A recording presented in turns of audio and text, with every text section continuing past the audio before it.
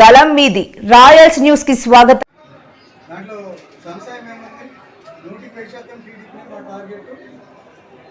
నిజానికి నాటకానికి తేడా ఈ రోజు నుంచి మీరు చూడబోతున్నారు. ఇన్ని రోజులు నాటకాన్ని చూస్తున్నారు హిందూపూర్ ప్రజలు. నిజాన్ని ఈ రోజు నుంచి మేము చూపదలుచుకున్నాం. నిజానికి నాటకానికి ఉన్న వ్యత్యాసాన్ని ప్రజల మధ్య ఉంచుతాం. నిజాన్ని యొక్క విలువని ప్రజలకు తెలియజేస్తాం. నాటకం ఎప్పుడు నాటకమే, నిజం ఎప్పుడు కూడా నిజమే. 100%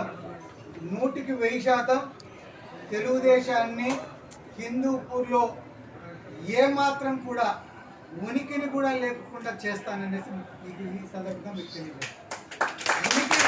వాళ్ళు ఉనికిని కాపాడుకోవడానికి కూడా ఇబ్బంది పడాలి. ఇది జరగబోయే సత్యం. నేను అబద్ధాలు చెప్పనని మీ అందరికీ తెలుసు. జరిపి తీర్పిస్తాను.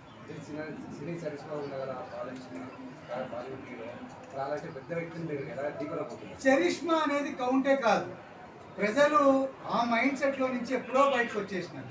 ఆ మైండ్ సెట్లో ముఖానికి పెయింట్ ఉందా, పైన నెత్తిపైన టోపన్ ఉందా, ఇవి ఎవరు చూడటంలా. నాయకుడు అనేవాడు అతనికి ఉన్నటువంటి కమిట్మెంట్ని మాత్రమే చూస్తూ ఉన్నారు. ఎవరైతే ఏ పార్టీ అయితే అభ్యర్థిని పెట్టిందో ఆ అభ్యర్థికి ఉన్నటువంటి కమిట్మెంట్ని మాత్రమే చూస్తున్నారు. వాళ్ళు చెప్పిన మాట వాళ్ళు ఎంతవరకు చేయగలరు, చేస్తారా లేదా, ఇవి రెండే కావాల్సింది. ప్రజలకు ఏం కావాలి? వాళ్ళ పిల్లలు వలసలు పోకోకుండా హిందూపూర్ నియోజకవర్గంలోనే ఉండాలి. రెండోది, శాంతి భద్రతలు 100% బాగుండాలి. వాళ్ళు చేసుకున్నటువంటి వ్యాపారస్తులకు ఎటువంటి ఇబ్బంది లేకుండా ఉండాలి. అభివృద్ధి జరగాలి. హిందూపూర్ నియోజకవర్గంలో ఉన్నటువంటి మంచినీటి సమస్య అయితేనేమి, ఈ ట్రాఫిక్ సమస్య అయితేనేమి, ఈ సమస్యలను పరిష్కరించే వ్యక్తులు కావాలని ఆలోచన చేస్తున్నారు. అందులో భాగంగానే ఈరోజు శాసనసభ స్థానానికి పార్టీ నియమించినటువంటి దీపికా గారు అయితేనేమి, పార్లమెంట్ స్థానానికి నియమించినటువంటి శాంతమ్మ గారు అయితేనేమి, శాంతమ్మ గారు ఆల్రెడీ 5 సంవత్సరాలు పార్లమెంటులో ఆమె వాణిని వినిపించినటువంటి వ్యక్తి ఆమె. తర్వాత ఇద్దరు కూడా బీసీ వర్గానికి సంబంధించిన వారు కాబట్టి ఖచ్చితంగా బీసీలందరూ తగుదనమ్మా అనేసి ఇన్ని రోజులు ఆ పార్టీ వాళ్ళు ఏం చెప్తా ఉన్నారు? బీసీలంతా మా పక్కున్నారని. మరి వాళ్ళ పక్కున్నప్పుడు బీసీలకు ఎందుకు టికెట్లు ఇవ్వట్లేదు తప్ప? ఈరోజు మాటలు తక్కువ పని ఎక్కువ అనేది మా జగన్మోహన్ రెడ్డి గారి యొక్క లక్షణము. అందులో భాగంగానే ఈరోజు ఇద్దరిని బీసీలు నియమించడమే కాకుండా ఇద్దరిని మహిళల్ని ఈరోజు ప్రజల ముందుకు తీసుకుని వచ్చింది. ఆ ఘనత వైఎస్ఆర్ పార్టీకి, జగన్మోహన్ రెడ్డి గారికి చెందుతుందనేసి ఈ సందర్భంగా తెలియజేస్తూ, రాబోయే కాలంలో టీడీపీకి ముసళ్ళ పండుగకే తప్ప ఉగాది పండుగ ఇంకా పండుగలన్నీ కూడా వైఎస్ఆర్ పార్టీ కార్యకర్తలు చేసుకుంటారని సందర్భంగా తెలియజేస్తారు. వాళ్ళు ఎప్పుడైనా ఎక్కడైనా ఇప్పుడు మీరు అంటున్నటువంటి సోకాల్డ్ అతనైనా సరే, లేదు ఇంకా వాళ్ళకు సంబంధించిన వాళ్ళు ఎవరైనా సరే వచ్చి ఆ చర్చా వేదికలో కూర్చొని ఈ 10 సంవత్సరాల కాలంలో శాసనసభ్యుడిగా హిందూపూర్ నియోజకవర్గానికి శాశ్వతమైనటువంటి పని చేసినాననేసి ఒక్క మాట చెప్పానండి. నేను రాజకీయాల నుంచి నిర్మించుకున్నాను.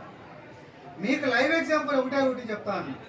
కోవిడ్ ఫస్ట్ ఫేజ్లో ఆయన బసవతారకం క్యాన్సర్ ఇన్స్టిట్యూట్ వల్ల ఒక ట్రస్ట్ ద్వారా 77 లక్షల రూపాయలు ఇస్తే, నేను మా ఫాదర్కు ఉన్నటువంటి ట్రస్ట్ ద్వారా 88 లక్షల రూపాయలు అధికారం లేకోకుండా నేను ఇచ్చినాను. అది నా కమిట్మెంట్. అంటే అధికారం ఆయన దగ్గర ఉండి కూడా ప్రజలకు ఏమాత్రం ఆయన అందుబాటులో ఉన్నాడు. అధికారం లేకున్నా కూడా వైఎస్ఆర్ పార్టీ ప్రతి ఒక్కరు కూడా పార్టీకి సంబంధించిన ఎంపీపీలు అయితేనేమి, సర్పంచ్లు అయితేనేమి, చైర్పర్సన్లు అయితేనేమి, కౌన్సిలర్లు అయితేనేమి, ప్రతి ఒక్కరు కూడా ఈరోజు ఏ చిన్న సమస్య రాకోకుండా ఈరోజు ప్రజల మధ్యలో ఉంటా ఉన్నారు. మీకు లైవ్ ఎగ్జాంపుల్ ఒకటి చెప్తా ఉన్నా, ఎక్కువ నేను చెప్పదలుచుకోలే. ఈరోజు 1వ తారీఖు టంచనగా పెన్షన్దారుల ఇంటికాడికి పోయి ఇంటికి ఇచ్చే పెన్షన్ పథకాన్ని తీసుకుని వచ్చినటువంటి ఘనత జగన్మోహన్ రెడ్డి గారికి ఉంది. అదొక్కటే మీకు కావాల్సింది. ఎందుకంటే ఆ పెన్షన్ తీసుకున్నటువంటి వయోవృద్ధులకు ఆ పెన్షనే మహాప్రసాదం. వాళ్ళ నెలంతా కూడా జీవనాన్ని సాగించాలంటే ఆ పెన్షన్ డబ్బుతోనే సాగిస్తారు. మరి అంత గొప్ప పథకాన్ని ఎటువంటి గతంలో మీరు గమనించే ఉంటారు. ఒక పెన్షన్ ఇవ్వాలంటే వాళ్ళు 100-200 ఇవ్వకోకుండా వాళ్ళు పెన్షన్ ఇచ్చిన కాలంలో ఆ పెన్షన్ కూడా సరైన సమయానికి వచ్చిన కాలం అంతకన్నా లేదు. ఈరోజు నేను ఒకటే ఛాలెంజ్ చేసి చెప్తా ఉన్నా ప్రతిపక్షంలో ఉన్నటువంటి వాళ్ళు ఎప్పుడైనా సరే వాళ్ళు ఎంతమంది అన్నా రాని చర్చ, నేను అభ్యర్థులు ముగ్గురు చర్చలో కూర్చుంటాం. వాళ్లకు ప్రజలకు ఆ చర్చా వేదిక ద్వారా వాళ్ళు చేసిన అభివృద్ధిని వాళ్ళు చెప్పమనండి. మేము చేసినటువంటి మా పార్టీ ద్వారా మా నాయకుల ద్వారా జరిగినటువంటి అభివృద్ధిని మేము చెప్తాం. మేము ప్రజలకు ఆ రోజు ఒకటే ఒకటి అప్పీల్ ఇస్తాం. మేము నిజంగా ప్రజలకు సేవ చేసింటే, మా ప్రభుత్వం నిజంగా సేవ చేసింటే మాతో పాటు మా ఇద్దరు అభ్యర్థులను గెలిపించి హిందూపూర్ నియోజకవర్గాన్ని గెలిపించి జగన్మోహన్ రెడ్డి గారికి కానుకగా ఇవ్వాల్సిందిగా ప్రజలందరికీ మీ ద్వారా నేను అప్పీల్ చేస్తాను. ఒకవేళ మేము తప్పు చేస్తుంటే, మేము అభివృద్ధికి దూరంగా ఉంటే మాకు ఎటువంటి పరిస్థితుల్లోనూ మాకు కానీ మాకు సంబంధించిన అభ్యర్థులకు ఓట్లు అవుతానేసి నేను జిల్లా అధ్యక్షుడిగా నేను తెలియజేస్తాను.